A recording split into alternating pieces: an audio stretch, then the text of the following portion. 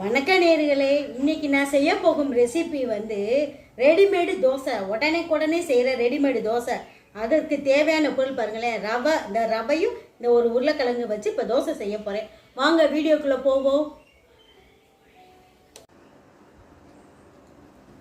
நேயர்களே, இதுக்கு தேவையான பொருள் ஒரு கப்பு ரவை, ஒரு உருளைக்கிழங்கு, பெரிய உருளைக்கிழங்கை கட் பண்ணி வச்சுருக்கேன், தோலை சீவிட்டு, சாதம். இதை மூணையும் மிக்சியில் அரைச்சி அரை மணி நேரம் ஊற வைப்போம். நேர்களே, அரைச்ச இது வந்து பார்த்திங்களா, அரைச்ச இது வந்து இவ்வளோ இருக்குது பேஸ்ட்டு. ரவை, அரிசி,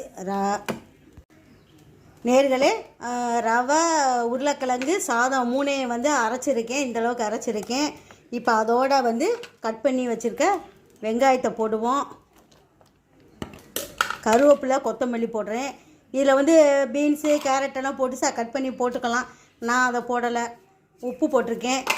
தேவையான அளவு தண்ணி ஊற்றி கரைப்போம். நேர்களே, இந்த அளவுக்கு வந்து தோசை மாவு பதத்துக்கு வச்சுருக்கேன்.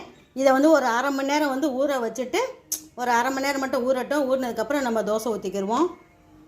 இப்போ அரை மணி நேரம் ஆயிடுச்சு. இப்போ நான் தோசை ஊற்றுறேன்.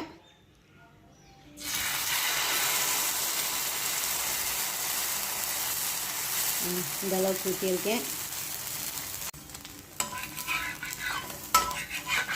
தோசையை திருப்பி போட்டுக்கிடுவோம்.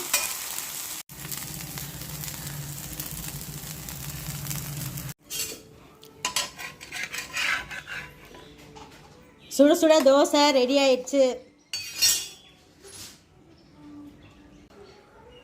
நேர்களே, சுட சுட தோசை ரெடி ஆயிடுச்சு. நம்மளுடைய ரெடிமேடு தோசை.